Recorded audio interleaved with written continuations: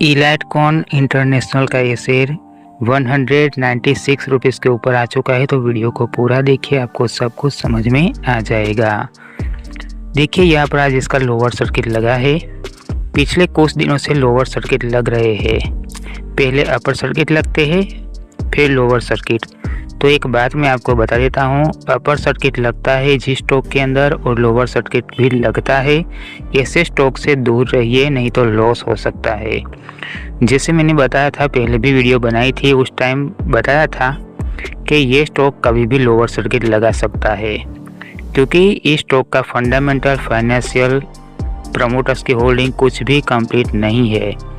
देखा जाए तो इसका फंडामेंटल कंप्लीट नहीं है, फिर भी स्टॉक 400 तक पहुंचा है, 300 तक पहुंचा है।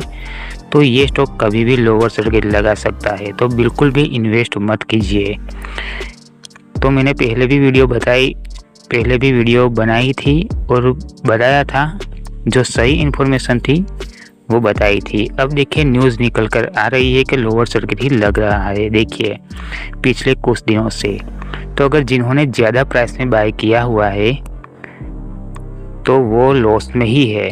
अब देखिए 402 रुपये, लोअर सर्किट लगता है 382, फिर लोअर सर्किट लगता है 363, फिर लोअर सर्किट लगता है 345, फिर भी लोअर सर्किट लगता है 327। तो लोअर सर्किट हर दिन यहाँ पर लगता है। तो देखिए स्टॉक की प्राइस बहुत ही ज़्यादा हो चुकी।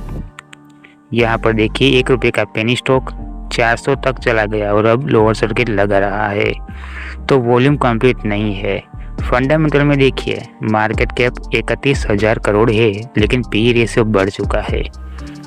तो ये नेगेटिव है, कुछ भी कहो, लेकिन ये नेगेटिव इसीलिए है कि यहाँ पर रेवेन्यू की बात करें तो कुछ भी रेवेन्यू जनरेट नहीं किया था। बहुत ही कम रेवेन्यू 2020-2022 में किया था। 2020 में 32 लाख का ही किया था, 2021 में 10 लाख का ही। तो ये आखिर में दिखावा भी हो सकता है, कोई गारंटी नहीं है। और प्रॉफिट की बात करें तो कंपनी इतने लॉस में चल रही है, कुछ भी प्रॉफिट किया ही नहीं है। लेकिन 2023 में 78 करोड़ का लॉस किया था, तो भी ये स्टॉक इतनी तेज़ी से कैसे 1 रुपये से 400 तक चला गया, 1 रुपये से 400 तक कैसे चला गया, तो इसको समझना भी ज़रूरी है। जब फंडामेंटल, फाइनेंशियल कुछ कंप्लीट नहीं है तो ये स्टॉक इतनी तेज़ी से जो गया है, ये पंपिंग डंप ही है। देखा जाए तो पंपिंग डंप ही है। और ये प्रमोटर्स और एफआईआई यहाँ पर इन्वेस्ट किया है।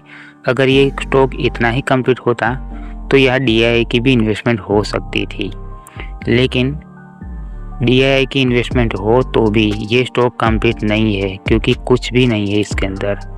12 करोड़ के इनके जो नॉन करंट एसेट्स थे 2023 में, वो 6 करोड़ के 2024 में हो गए। तो 2025 में कितने कम हुए होंगे। और पहले भी नहीं थे, ऐसा नहीं है कि अब पहले भी नहीं ही थी इनके पास कुछ नॉन करंट एसेट्स नहीं थे। तो ये स्टॉक काफ़ी ज़्यादा ही रिस्की है। नेटवर्थ देखिए क्या है, नेगेटिव है सब कुछ, इसको नेगेटिव ही कहेंगे।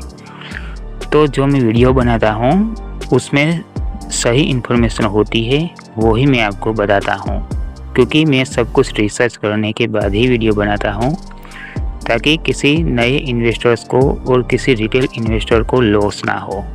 क्योंकि लॉस हो जाता है बिना एनालाइज किए इन्वेस्ट करोगे तो एनालाइज करना भी आपको सीखना है। तो इस चैनल की हर एक वीडियो को देखिए, अलग अलग सेक्टर की अलग अलग वीडियो होती है, तो उसको वीडियो को पूरा देखिए, समझ में आएगा कि किस तरीके से एनालाइज किया जाता है।